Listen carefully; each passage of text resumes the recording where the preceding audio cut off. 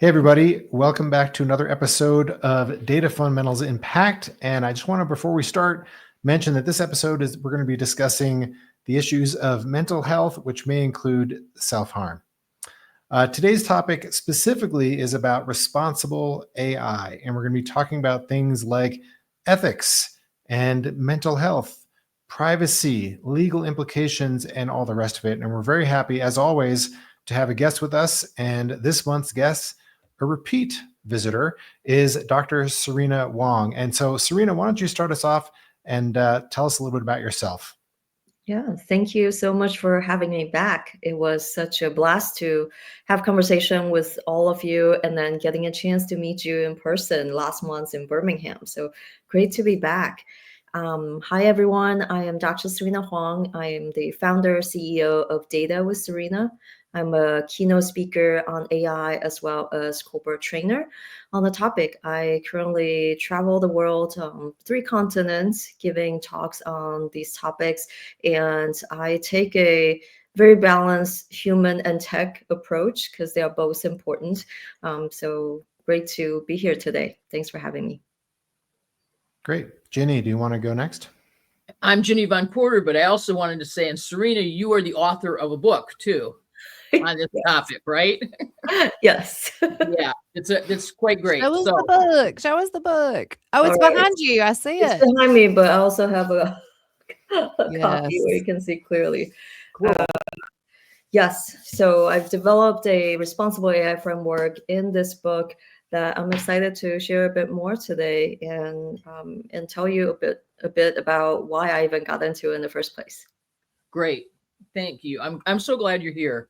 I'm Ginny Von Porter. I'm author for LinkedIn Learning and part of the Data Fundamentals Unpacked collective. Robin, to you. Yeah, I'm Robin Hunt, and yes, we're all LinkedIn learning authors, but I think it's also good to note we author content for others. Happy to be here today, and really excited about this topic. When excited is a loose term, but when Serena was preparing with Bill for the stakeholder panel and conversation there and that we had in Birmingham, there was a part of the brief that I said, I don't think we're going to have enough time to really give this justice. And yeah, so excited to have the time to do it now. Bill, back to you. Sure, thank you. Yeah, and we don't have time to cover it fully today, right? Like this is a huge conversation. Before we jump into it, yeah. So I'm Bill Shander. I am a data storytelling and visualization person. That's what I teach, among other things, on LinkedIn Learning. And I do some other stuff too. But let's get to it. Let's get to this really important topic because, yeah, we don't have enough time to cover it all. I think to set up the stage, it's worth just sort of mentioning that, and Serena, you're going to talk more about this, but the basic idea here, folks, is that people are turning to AI as their counselor, right? They're asking mental health questions and all kinds of things of AI, and not just at home on their home, Chat GPT account or whatever, but using their work accounts. And so the first question is, why would people do that? Why are people turning to AI to ask these questions? Why would they trust AI more than their HR or a mental health provider, maybe that they can get access to through work, et cetera? So Serena, maybe you can kick us off and give us some insight. Yeah, great question. And I will first say, of course, not everyone is doing this, right? There are some people who are comfortable reaching out to managers they trust, reaching out to mental health care professionals that they have access to, whether through work or personal, and getting help that way when they need to. But there are also others who, perhaps because they're afraid of the consequences of reaching out, that they don't. And instead, they wanted to hide the fact that they need help and they are dealing it with some other way. And I think it's really fascinating that for people who may not treat AI that way, it's hard to imagine why someone would go there for that conversation. But keep in mind, sometimes the line between coaching and therapy or even mentoring are blurred. right? I Mm. could go to AI, maybe it's ChatGPT, Gemini, or even Microsoft Copilot, and I just ask a question about how can I better present myself? How can I develop executive presence? That's a feedback I got. How do I get there? Then I started a conversation with my AI on other related topics. Well, I had this really difficult time at work with a colleague, and maybe that contributed to lack of executive presence. Is that what is going on? And then it goes further. Well, I have things going on at home too. Maybe that's impacting how I'm showing up. Mm. So you can see quite, quickly in just 3 little prompts, you can go from very professional career coaching to maybe more personal coaching or even therapy. And perhaps people start to share that I'm struggling because my child was recently diagnosed with X, Y, and Z. And maybe it's not your own mental health issues, but it's impacting how you're showing up. So we don't register those as like, I'm going to AI and treating it as a therapist. But in some cases, you can quickly get there. Wow. So just to illustrate that. So I think, I want to just jump in real quick because you know, it's hard for me to imagine you have stats on people not participating in EAP programs, right? Like they don't yeah, participate in the no, EAP program. So for my brain, it's extremely hard for me to make the leap. How if we're not participating in the employer related programs that are meant to help us, that are completely free, to go into another employer sponsored tool, like seems so awkward. But the what you just described kind of made me understand, like, oh wait, so maybe someone isn't really taking it to go there, but because of the way it operates, yes, it helps us get there. And that makes me deeply concerned. Like, get deep concerns about that because who has access to that information? Like, right, if you had one person who is the overlord of all information in the organization, that's not appropriate at scale. And also, like, people are probably not thinking, hey, maybe I don't need to put these, like, if they're going down this path, it may not occur to them if they haven't been specifically said to don't put your private life in here. It's not trained for that. So I hope we can talk about that a little bit. It's a yeah. concerning thought. And Robin, here's the thing, even if you have those disclaimers, because every enterprise AI tool does have those disclaimers, right? Don't put in sensitive information, no PII, and no, your own personal information, certainly. But when someone really needs help, or if that line is blurred, then maybe they, just for that one prompt, they lose sight of it. And yeah, to your point, I hope every organization has the privacy policy in place where the person who has access to all these logs isn't sitting there looking through everyone's conversation. Like that will be highly unethical. But keeping in mind the organization, right? Every IT organization has access to all your emails anyways, right? Right. How is that different?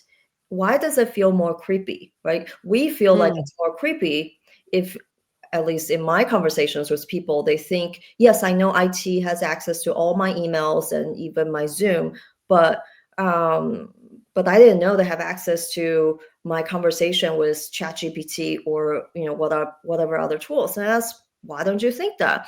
And many people kind of refer to this as like, well, that feels like a private conversation with a person, even though I know it's not a person. So that's the difference, right? We know emails have been tracked since whenever emails came out, but the thought of like, I'm just having a side chat with my companion, friend, what have you, or even AI who can help me get through a difficult day.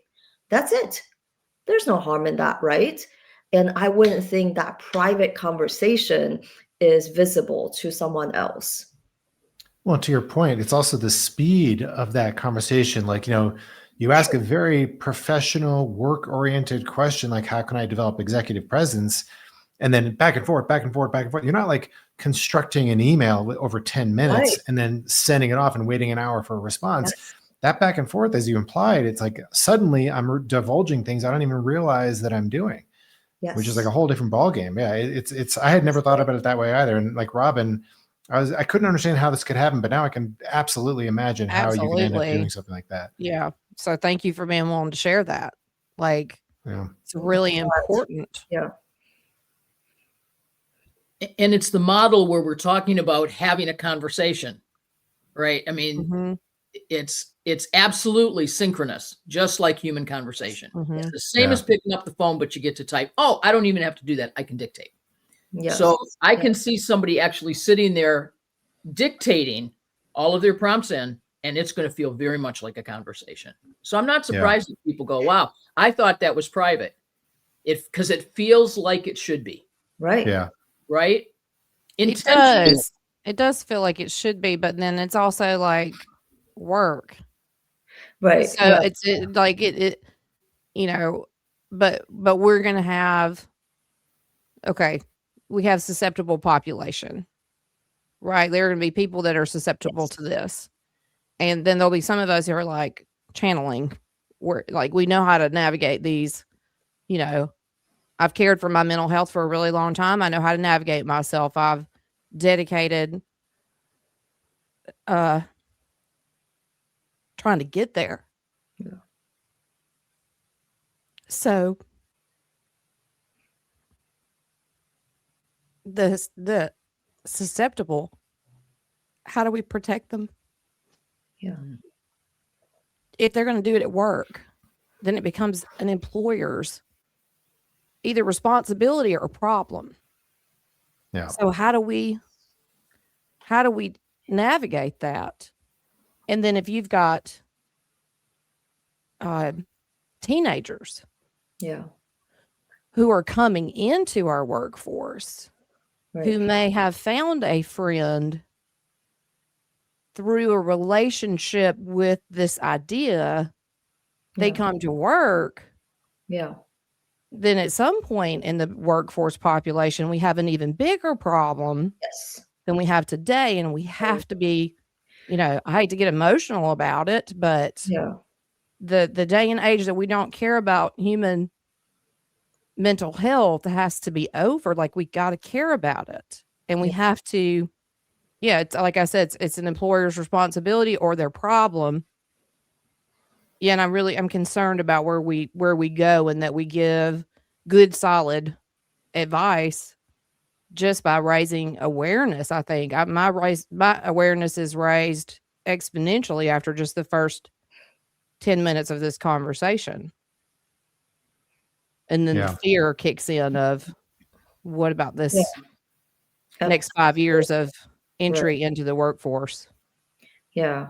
And I personally feel very strongly we need to have age limits and guardrails that children should not be able to access unsupervised, similar to watching YouTube shorts that might be designed to make sure you don't put your phone down for a really long time. We need to protect that population, and it's really difficult to do that because we have adult users for the most part who are okay protecting themselves, but then we have teenagers who might be running into issues at school, and maybe they're using it for homework 99% of the time, but that 1% of the time they're talking about serious issues like, I'm getting bullied, what should I do? They don't want to tell their parents, they certainly don't want to tell the teachers, they have no one to talk to. That's the risk. And I think those are, I will call them edge cases, right? But we have to plan for those edge cases. Similarly, I would have been an edge case. I'll just go ahead and tell y'all now. I was tortured. I felt tortured during high school, and I refused to tell my parents because they had moved us here for a better life. Mm-hmm. So I'm not going in there, and I was not mature enough to understand it's okay to go talk to your parents, and they're adults. They'll be able to handle this with you. I had none of that going on Right. for me. And had I had this tool, I probably would have been one of those edge cases. Yeah. Hey, how do I deal with this? How do I navigate this? Absolutely. And there's a right way of using it for mental health. OpenAI have, of course, updated how it works and how it responds. So in the past, you can prompt it and say, act as a licensed therapist, give me, X, Y, and Z help. It will do it. Now it won't. Now it responds. I mean, you're welcome to try, but last week I tested and it said, I am not a licensed therapist. But instead, I can help you with specific issues around your career or maybe relationship. And I think it used something like a coach or mentor, or that type of language, but it was very, very specific and did not want to be a therapist. So I do see progress being made as issues have come up. But can someone just keep telling it to be a therapist and eventually get it to do it? I don't know. I didn't try it. I hope not. But you can also, not tell it to be a therapist and ask questions and get something similar to what a therapist might say. So where is that line?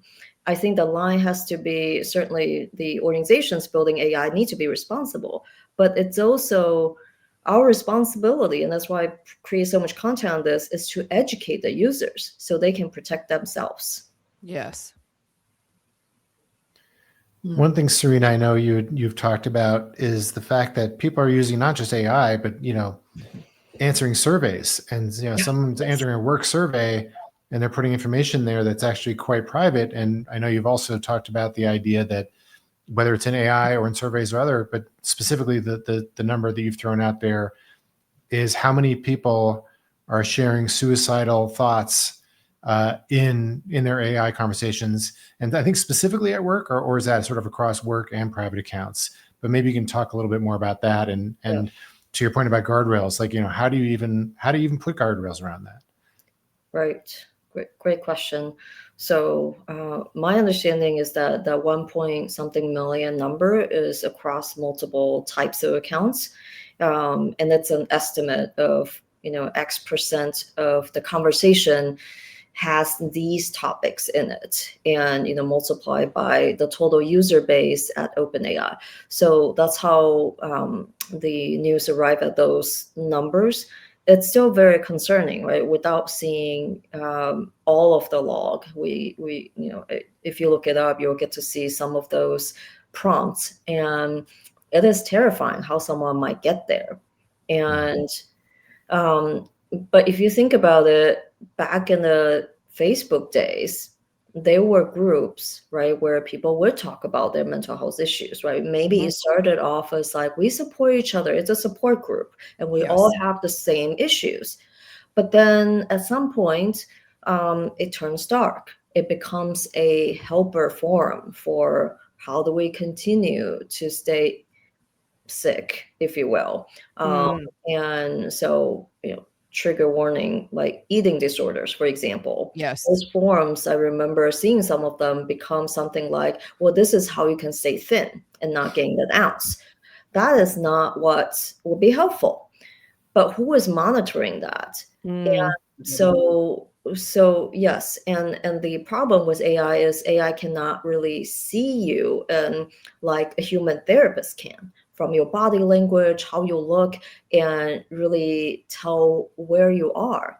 So even with the voice mode, right, it doesn't necessarily know the emotions that you're feeling and how close to the edge you are that day. So yes, and basically my point is, through all the data analytics work I've done and leading things like employee surveys in large organizations, when you get enough responses, 10,000, 20,000, 50,000 and more, at some point you're going to run across someone using it to vent, and maybe someone using it as the only channel I have to tell someone that I'm struggling because I feel so alone. And yes, it's easier to blame the loneliness pandemic and the lack of human connections. But at the end of the day, how do we help that person? I think it's a more urgent question. So whether it's someone deciding to disclose they're struggling on the employee survey that has nothing to do with mental health, or they're going to AI that is paid for by the company for productivity purposes and asking AI to help them with that. The question might be, how do we provide guardrails?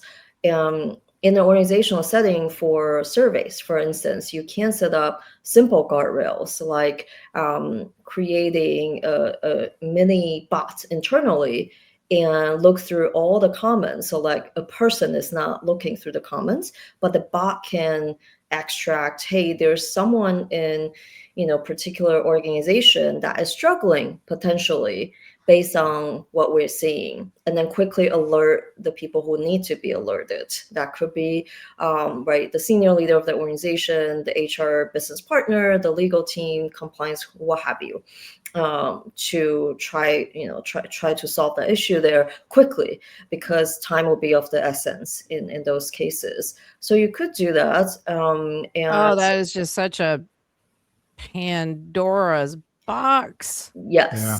absolutely. I mean, that's a Pandora's box. I know. Yes. Are you familiar with the Yes Madam scandal? A year ago, year and a half ago, there's an Indian, I think a beauty company, and so like it was like a meme, or not a meme, but like essentially like a thing that went out like on LinkedIn or Twitter or somewhere. People showing a screenshot of an email they got from their company, Yes Madam. Oh yeah. And it said, "Okay, thank you all for taking our survey about work stress. Really appreciate all your input, and we're acting on it. Thank you so much. We've decided to let anybody who's reported they were deeply stressed let it go." Yeah. And so, but it's actually not true. So essentially, it comes across as like, oh my God, these people are evil. It was actually a PR campaign to talk about how they were putting like a work stress, employment program. Yeah. But like, what a like tone deaf way of doing it. Yes. In the meantime, of course, it reflects well why we don't trust things like what you're describing, Serena. Like, this idea that, okay, the company, whether it's in an automated way or a human reviewing these logs, total Pandora's box. Right. And I think this is where, the other principle in my responsible AI framework comes in: transparency. You have to be transparent about how you're using and seeing the data that people provide, whether it's through AI or survey or something else. And people need to know that before I share my concerns, that who is going to see it, when are they going to see it, and most companies run confidential but not completely anonymized surveys, and it's usually through a third party. But again, in situations where you have serious issues of misconduct, serious issues like mental health, urgent issues that maybe there's a justification to get to the person who needs help ASAP. And so there could be those situations, but the employees should know, hey, if I say something, my boss is not going to immediately see it. HR is not going to be reviewing this and as some fun document to read over dinner. No, this is all protected. But in situations where someone is going to hurt themselves or hurt others, then it's the company's responsibility to take action to protect employees. So and then it's like autonomy is another principle. Do I then get to opt out of it? If I see this and I said, you know what, I'm not cool with it, I don't want to take the survey, or I don't want to talk to this AI, can I turn that off? Is it possible? In most cases, it's not. Right. So it's hard to design systems that truly give people the autonomy to participate. It's sort of like, this is how it's set up, opt in, opt out, or not. You don't really have any other options. But we need, especially in the era of AI, I think there's like this increased desire for having agency. At least I'm starting to feel it. I don't know about you, but it's becoming more and more important. And I particularly don't want data to be tracked, captured without my consent, without me knowing where it's going and who is going to see it, how it's going to be used. I think we're going to see a lot of legal litigation. I can't imagine in the United States some of the stuff's not going to land in the Supreme Court. Yeah. Just because, like, first of all, I don't really think people fully understand what a large language model and all this tech is really doing with Gen AI. Yes.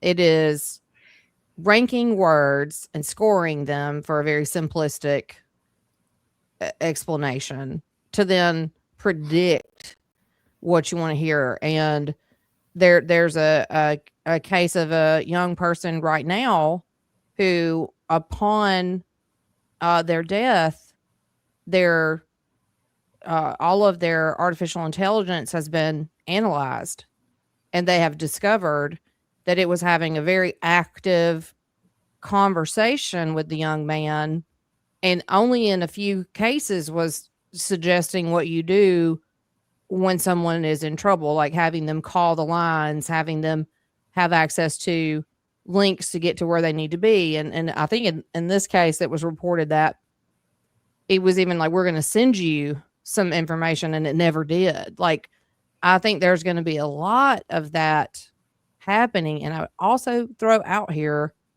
that we have a more significant problem than we think in this area, because if this is the numbers of ChatGPT, it's not the only platform. Mm-hmm. It's not the only Gen AI opportunity. You also have uncensored LLMs that people are participating in. That's not part of the corporate environment, but it's a part of the human experience. And you can't tell me an uncensored one is going to tell you all of the appropriate conversations that you need to have. So, like, I just think we have a baseline of information that we're going to study probably for the rest of my entire life. And I would think if an employer hears all of a sudden someone puts this into your environment, you're now responsible for it. The legal teams, the HR teams, at scale, that's a huge amount of people to be responsible for, when we know that the ideas that people have, if they put it in there, that's a lot of risk and privacy.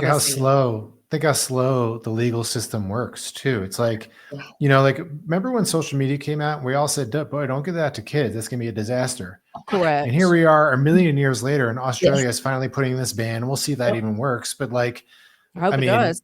It takes a long time to figure this stuff out. So meanwhile, a lot of damage can happen. Yes. And we have this uncertain, it's not just the speed.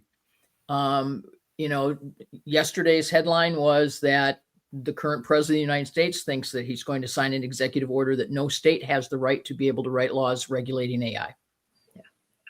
So, so by the time that works its way through the court, but in the meantime, folks who have been working on it, the states that are taking the lead on this are like, so what do we do now? We fight it out. We wait till it gets to the Supreme Court. But in the meantime, we have organizations trying to make decisions about what it is they should be doing and what good practice is, right? I mean, that's the problem. The problem is that there isn't a legal infrastructure to address this. Nobody's legislating on this at a federal level. Saying all of our laws will be federal would be nice if we had folks actually competent to make laws and policy right now. So we have an even longer delay. So my question is, I'm going to tell a little tiny story. Okay. I have a friend who worked for one of the big three automakers. And this guy is an executive. And he gets an email one day from some person he doesn't know in the IT department saying that they have reviewed the names that he has given to files and folders. I'm not kidding you. And that he should quit creating names that he thinks of as comedic because they're non-professional. Wow. Okay. Because he had things like reports to the board, BORED was one of the examples. There was a list of examples of how he should be more compliant, sent by somebody he'd never heard of.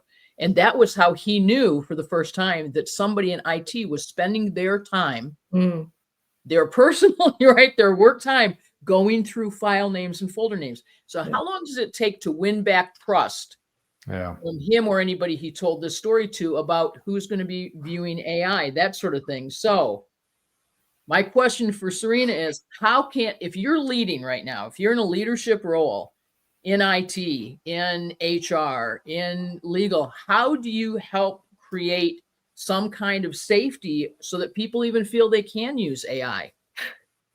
That is a good question, and absolutely, you are spot on. I help organizations with AI transformation and adoption now, so I do see actually really kind of the two tails of people racing to adopt, and they use AI for everything. And then there's the people who are so afraid to try because, well, to your point, right? There's no trust, or they don't know what is okay, what is not okay, what is safe, how to really protect themselves. So they just choose not to use it. And and so we need to create, if you're a leader, a framework on what is safe, what is not safe, first of all, for your employees, right? Give them examples of use cases that are definitely appropriate and then definitely not appropriate, because there's a lot of gray area. That doesn't help with the gray area, because this is where most of the risk actually happens, is you go from the middle to suddenly the red, right? And but at least, for those who are starting from zero, who are too afraid, they at least have the safe ones to go and start on AI, so they are not left stranded on an island with nothing to use. And then the people who are like, gosh, AI is the best thing sliced bread, and I will use it to plan everything in my life. Maybe roll them back a little bit on, maybe don't share that private conversation you have with your spouse, and that fight over dinner. Maybe let's not do that, right? So I'm not saying someone actually doing this, but you could imagine, right? Because people use it to plan Somebody might be. vacations all the time. So Well, like I'm watching a commercial last week, and the commercial is this guy who's using whatever, Gemini, Chat GPT, whatever, to ask what he should make for dinner and what wine he should have and what small Yep. gift he should have for the woman for the first date at his home. Yeah. It's not, for me, a big leap from there to No. how I make my boss happier at work. Yes. I'm sorry. That's like, if I get good advice here, if I get the girl Y'all blow here. my mind today. Y'all blow my mind today. I really have struggled to understand how this could be an issue in the workplace. And Jenny, again, you've just given a beautiful example Yeah. of how If it works for me here, why in the world wouldn't I use it at work where I get paid? Yeah. Right? I mean, and there is kind of a question, right, about if I were using my own Chat GPT and I'm not using it at work, but I'm still giving it all the information about what's happening at work. Yes, How is that just sitting no, outside? yeah. Right? go there. Bigger Let's go problem. there. That's shadow AI. But I appreciate, Serena, I appreciate the idea that we can create good uses. I mean, clearly, right? Here are things we in our organization, this is what we use Chat GPT for. Yep. In our organization, we do not want you using Chat GPT for these things. Right. Because, is that enough? The reasons are no, it's a start. It's more than a lot of organizations are doing. I love now, it. right? I think that's practical. Give me something to begin with. Yeah. You think about a mountain road, it has guardrails. And if you go 90 miles an hour straight into those guardrails, you will go over the cliff, right? But the guardrails will help if you're just sort of sliding a little bit on an icy road and you're going 25. So, yeah. And actually, it's not so 100%. It's not 100%. Yeah. Yeah. Serena, so, you have the responsible AI framework. You mentioned two of the principles, I think, autonomy and transparency. Yeah. And so what are some of the other ones that apply here? Maybe they sort of apply to some of these things that we're talking about. Yeah. A big one is human oversight. So accountability and human oversight is a big one. We hear people say, oh, let's keep human in the loop in AI. Have you ever heard of that? Yeah, I say it all the time, but I actually mean it when I say it. Right, right. Yeah. But here's the thing, in a large organization, when we say human in the loop and you roll out something as big as Microsoft Copilot that touches everything, or ChatGPT that's available for general AI purposes, who is a human in the loop? Who are the humans in the loop? Who is Mia, it? can I play devil's advocate and say I'm the human in the loop in some cases? I As like the that, user, yes. you mean as the user, you are the human in the loop? As a developer, as the user, as the creator, Yes. for where I have designed, I'm not suggesting I'm not going to continuously design applications, okay? Because applications, like I love custom applications. But if I can feed instructions into an agent and not have to design a user interface screen that I have to make my users go first name, tab, last name, checkbox, and I can query them with questions that help them just answer and perform the task, Yeah. then I'm not only the human at the beginning of the loop, I'm considering the human throughout the loops, but I'm going to design for that human to be responsive in that. So I do think there's people that say human in the loop and they're removing the humans. But now that I understand how to feed instructions into an agent, I can empower more humans. So again, conflict. Yeah, no, not at all. I think that is true if you are working on a team of one. But if you are taking feedback, right? If you're taking input from other team members, Mhm. are they also keeping their own human in that loop? How do you know the output that you're getting that feeds into your PowerPoint, that feeds into your presentations, what have you, is not completely hallucination, right? Oh And yeah. But I'm also not doing that when I'm thinking about building things out and using agents. I'm not thinking about a PowerPoint presentation being generated from data yeah, that's or a chart or a graph. fair. Yeah, Yeah. So but again, we're talking about designing tools for people to use is a little bit different than using a tool that's been designed. right, right. When you're not the designer, like a Microsoft Copilot, like a ChatGPT and Gemini, Mhm. um, what happens? How do we keep that human in the loop? Because for each workflow, you need to figure out essentially where that human is in Mhm. the entire workflow. Mhm. And all the way through, how do we monitor, right? Hopefully Mhm. we test it before it's rolled out, and then afterwards, who is the human monitoring, or are we using another agent to monitor that? I And was going to so, say, yeah, there's a lot of conversations. Yeah, Oh, I yeah, love it. from a privacy standpoint, it's ironic. You want a human in the loop from an oversight standpoint, sort of, yeah, but also a human in the loop is what creates the privacy problem, right? Because like to your point earlier, Serena, you yeah, don't want a human reading through all the no, logs, like literally knowing, well, Serena said this yesterday at 2 yeah, p.m., you know, like, right, and so there's a deep irony, like we want automation, but we want yeah, humans. Oh, We want, data science, but we want human. Like, which is it? yeah. And how do you, in which areas do you want one or the other? And how do we really regulate, or at least agree that ethically that's the right thing to do? Man, it's tough. But we've resolved in some ways dealing with that kind of information that we want to be perhaps human reviewed but anonymized, Yeah. so mhm. that when somebody's looking, Yeah. right, we can separate the data from the metadata, Yeah, and have a human looking through. And so maybe what we want is we want to have AI escalating some things that might need to be looked at, but a human looking at them and then reporting back to the system, right, right? But they don't know that it was Serena or Jenny or right. Bill or Robin. They just know that a person who they can't identify.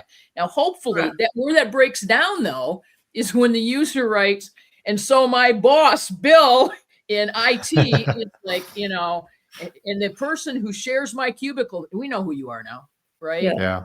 And so I mean, that, people may actually use that to call out their bosses in leadership sure, it's possible. in the Yeah, hopes that Yeah. someone's reading the yes, nightmare that they're under. which that's is right. the That's what survey is, thing too, right, yes, Serena? absolutely. Where Yes, people are the same responding thing. to surveys saying, my boss sucks. I need Yeah, to get out of here. I've reported her to HR 7 right. times. Yeah, right. And nothing, When is nothing. somebody coming down here? Yeah. I'll be Nothing- right back with you. Yes. What a great idea. Sorry, I'm just Yeah. being Gen AI for a second there. Never mind. Absolutely. Yeah. And then one principle that is the most important and most difficult is do no harm. Yes. And we have to build, test, and deploy AI systems with those words in mind. And it's easy to say, but really hard to do. Because Mhm. we think about things like privacy, right? Are we harming someone if we don't get privacy right? In the case of someone really needs help, where is the line? Then we break down the privacy walls and say, look, nope, you're in danger to yourself or to others, and this is the line we draw. But what if it's a false alarm? I know, that's what I'm What just sitting here happens, thinking. right? Yeah. That's the problem. Do we as an organization, right? There's no right or wrong answers to this. There's no regulation, especially there's no law telling you what to do. But do we as an organization err on the side of safety and we believe those cry for help and we go in and help? And if it's nothing, it's nothing. At least we're not wrong. At least we're not late, right? Or do we say, you know what? We know our workforce. For some reason, we think that is going to be elevated risk, and we choose the other route, or somewhere in between. I don't know. But that's a decision that senior leaders now need to make. That is super awkward, and there's no training for this. There is just your best judgment, and hopefully learning from data, and making best decisions. So, from your experience, are companies doing this? Are they like, we're talking about it, you're creating content about it, you're talking about it. Are leaders in the Fortune 100 or wherever having these deep, difficult conversations and trying to figure out what these guardrails should be, where they should be, and having concern about all this ethics? I mean, there's a lot of talking about it in the media, et cetera. But are these people, boots on the ground, having these conversations and making these calls? And are they doing it well from what you've Yes. seen? Oh, some are, and it's in early stages. So oftentimes we'll see companies start rolling out something called either responsible AI framework or AI governance in general. Mhm. And the AI governance will have some sort of guardrails, of course, on is it all the models? Okay, so that includes things like hiring, that includes things like ChatGPT, includes GitHub Copilot, right? Mhm. Specific and general purposes AI, and the things that employees use and the things that touch candidates outside of the company. And then we figure out, how do we actually test? How do we make sure we're not harming candidates, employees, customers, and so on? And yeah, so that's happening, but I think we're so early in the AI governance space that people are even confusing it with data governance, for instance. Oh, yeah. They're totally not the same thing. Not at all. Not And even look, close. yeah, Right. look, you cannot, here's the thing, you cannot govern AI without governing the data. But if you just govern the data, your AI could still go wild. So data governance is key, but it's not enough, and they're not the same. So, that the ethics conversation needs to be had at the highest level on where do we stand and what is aligned with our mission, what is aligned with our purpose as a company, so that we can sleep at night. I have for clients that we're working with on their AI strategies,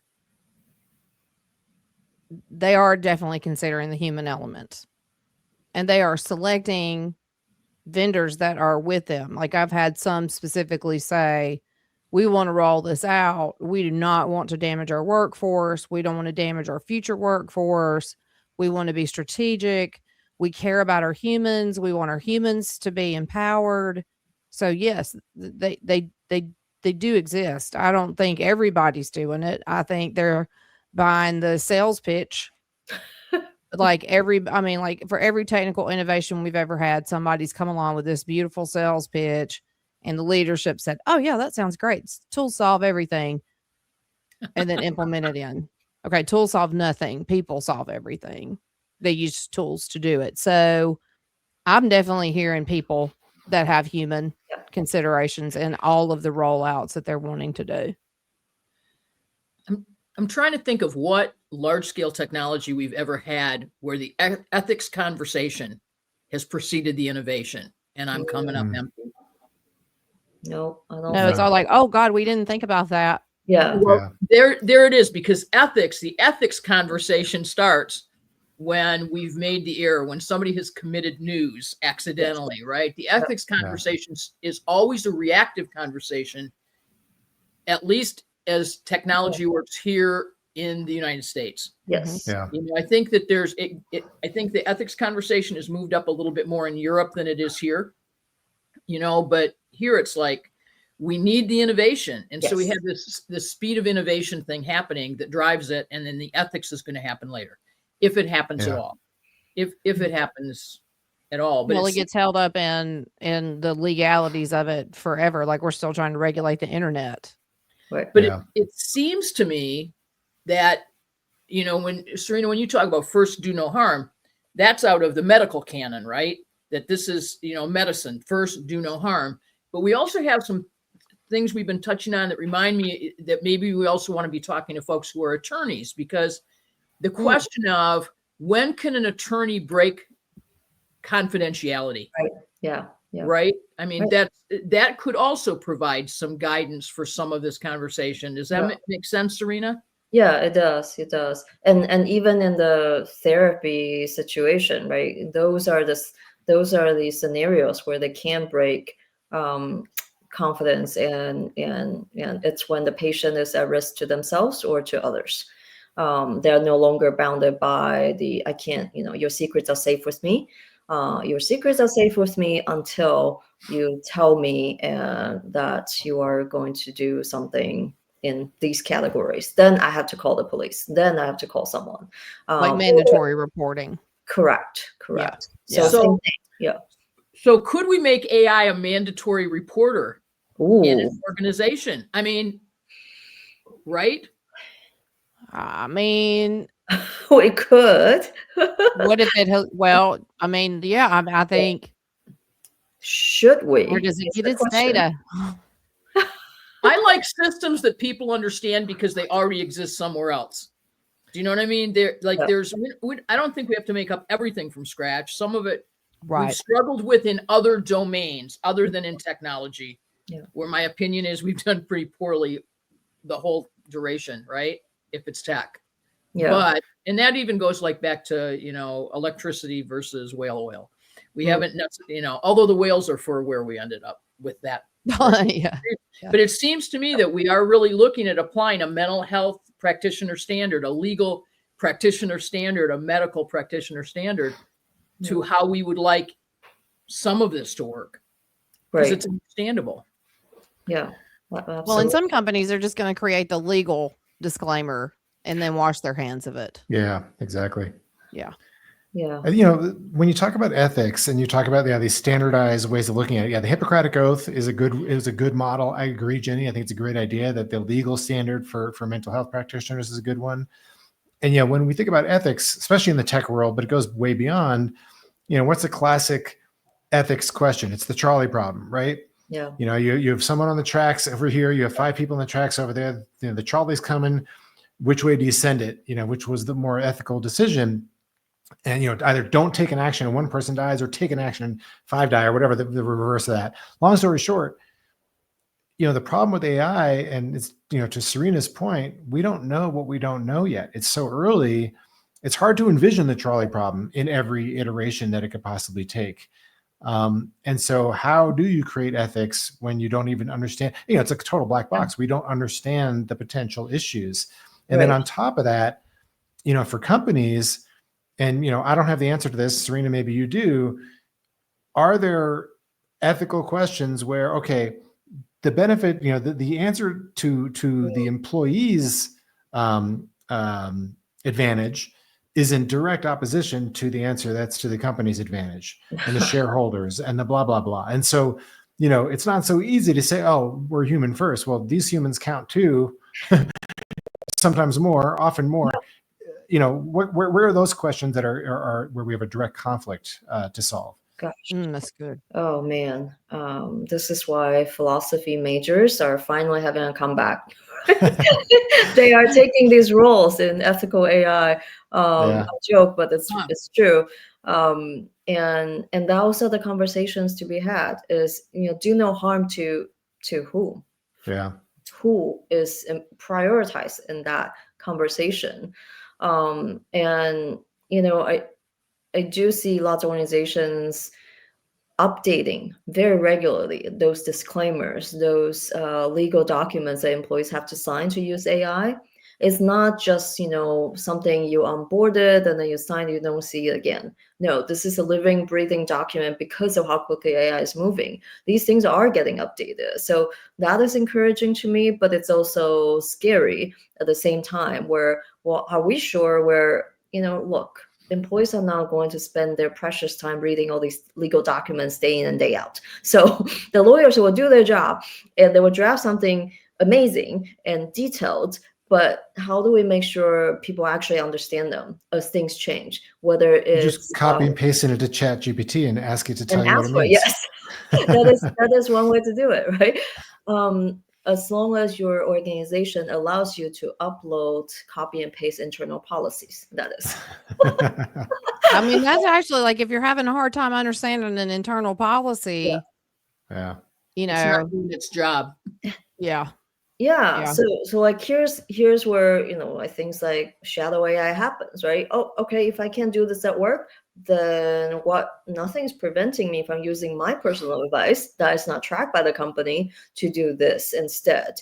And most of the time employees don't have malicious intent, right? It's like, hey, I just want it fast and this is fast. That's it. But then suddenly you have internal data that goes outside, and that data is just gone and you can't get it back. Usually in the internal enterprise tenants, they can make sure that data doesn't leave the tenant. But when it's on your personal phone, it's gone. You can't call a 1-800 number and say, hey, I want my data back. Yeah. No, not so much. Yeah. So yeah, I think, gosh, there's so much to be done, and I think it's both ways. I feel like it's a shared responsibility between the employer, the leadership team, and also individual employees who want to make sure their data is protected and their future is protected, right? If you think about the lawyers who got into trouble for citing cases that don't exist, Right. and it's gonna be really hard to get a job after that. So, yes, That was just somebody being lazy, though. I look at that as if people were doing that type of stuff beforehand, trying to skirt the systems in play. So I think you're gonna have to always combat someone not having a good work ethic or misunderstanding how to do things. Sometimes it's not a work ethic issue, it's just a lack of understanding, and maybe that policy wasn't really clear. You said something at the leadership summit. I want to kind of dial back a little bit. You said on the personal device usage, the company gives you this little version, but you got the full blown cat's meow on your phone. Which one you going to use? Yeah. You're going to go to your phone. Right. I shared a like, gosh, I hear this so much, and I don't know if it bugs you, but it bugs me when people say AI transformation or AI adoption is not about tech. It's about people, it's about culture, it's about process, blah, blah, blah. Yeah, sure, it is. But guess what? It's also about tech. Because if the tech doesn't work, there's no adoption. People are not going to adopt what doesn't work. So you don't need the people or the process when your tech doesn't work. That's the foundation. That's good. So when your AI internally, because most companies do constrain it, right? It's not the same version as what the pro version that individuals pay for necessarily. There might be restrictions on what you can put in there, what you can do. So suddenly you have this more restricted, it's not less capable, it's just restricted compared to your own. And when you got used to it, maybe you are an AI champion and you love it. So you've been using it for 3 years, but the company has only had it for a year and a half, tops. So it's just not the same. And I think that's where your survey, focus groups really are important to get a sense of how people are using AI at work. What are they using it for? Where are they happy with it? And where are they unhappy with it? The unhappy ones, that's where your shadow AI can quickly happen, on top of the trust issues of, oh, I think you're monitoring what I type in. But when there's a gap in your tech, that's a risk that a lot of people don't think about. Agreed. And I think people get smart about it around the edges in different ways. For example, I was overhearing a conversation where somebody was saying that they're writing a paper, but they don't use the AI that their college lets them use, college or university, because they know that could be tracked. So instead, they're going and using it on their phone, Yes. right? Because they want to make sure that if they just download a whole paper, that there's no evidence of it in the college or university system. So some people will always be finding a way around the stuff that's provided for them. That's not new or unusual. Right. Yeah, that's not Right. new at all. Yeah. It's just how it works. And Yeah.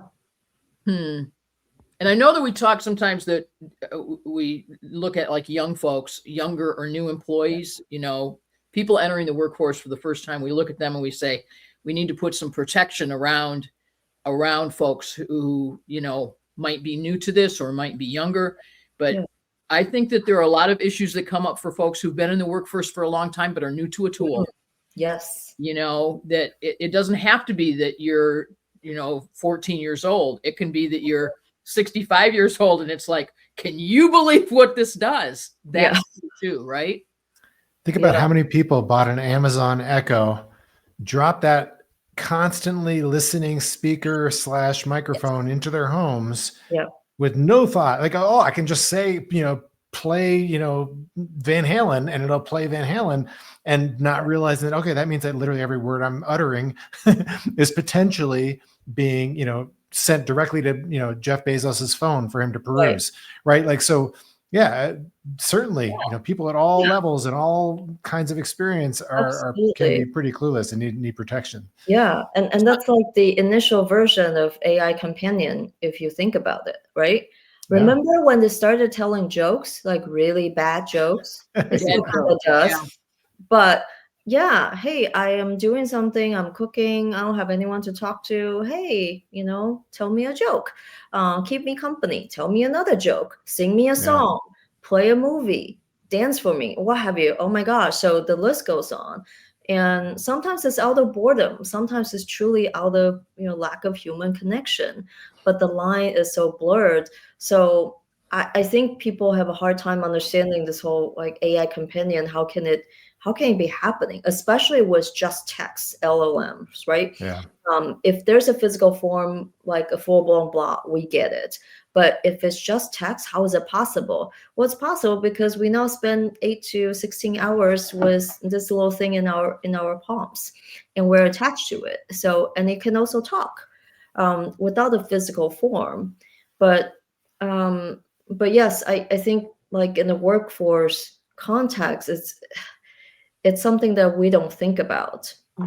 And again, back to the ethics, right? Do we decide that we are going to put a limit on how long people can use our enterprise AI, because we know at some point people actually get emotionally attached to the texting capabilities and how quickly it responds and how it tells me nice things about me that no one else does, right? So do we put a time limit and say, sorry, Bill, it's been 2 hours and you haven't stopped, time to take a break, much like shorts that you watch on YouTube, much like other things that you can put a timer on. We don't think about that as much. Or, hey, someone is like going excessive and it's 16 hours a day. That is high risk. How do we connect with industry experts who are doing this research and have real data from current users, right? Not hypothetical ones, but we know, okay, 2 hours, you really need to take a break. You're fatigued, and 16 hours, you're at risk for psychosis. I don't know where the lines are. I'm trying to read up on it, but how do we then help organizations think about you need those guardrails for your employee safety? And it is not use AI for everything, push adoption to 100% all the time. And that cannot be a KPI, because then you're violating your own do no harm principle. So yeah, that's great. And by the way, so, at the beginning of the conversation, we talked about, how this can't really be true. Those of us who are skeptical, how could this possibly happen? You and Ginny gave us good examples of how you might step into a behavior that might, for some of us, seem very unlikely. There was also a really good article in Wired magazine, I think last month, maybe 2 months ago, about the people who fall in love with AI and are marrying AI. And it's essentially a reporter spent a weekend with like 5 or 6 people and their AI companions, and had these long, deep conversations with these people about how it was. And these are rational people who are they're like, yeah, I know this is kind of a weird thing, but here's why I'm super connected to my AI. And that is another good example of the kind of insights it might give some of us who are less, I guess it's harder for us to understand how this could happen, a really good insight into how that might happen. So I just recommend that to everybody to read. But I know we're running out of time here. Ginny, go ahead. Oh, I want to go back to a book that I mentioned just before we went on, but I went and found it. So good. It's called The Media Equation. And it was written by, I knew somebody besides me had read it, Clifford Nass, who was at Stanford University. And he's credited with being the person who founded the CASA paradigm, which is computers are social actors. Okay. So this is the book I talked about how people treated machines like people long before we got to AI. So we already had an urge to do that. What year is that book from? Oh, wow. Ish. We could look this up on, as my dad would say, chat. The only reason I ask is, because people call their cars she, right? Yeah. It's true. We've been anthropomorphizing objects forever. Right. Yeah, it makes sense. Maybe 25 years ago, because he died more than a decade ago. Okay. But about 25 years ago, and he goes through every kind, like how people anthropomorphize their relationship with televisions. And cars are one of them. I'm one of the few people that I know who don't say she to my vehicle, right? Or ships, right? All ships are female. It's like there's a tradition of this, right? Yeah. Right. Yeah, I'll join you in that group. I also don't call my car a she, even though I like it very much. I have a great vehicle, but it's what can I say? Cool. All right. That's funny. I'm not going to admit that I give my cars names, but whatever. Now you have to tell us the names. Now you have to tell us the names. Not online. We do maybe later. We do have to have some. We do have to have some secrets. I'm not putting that into the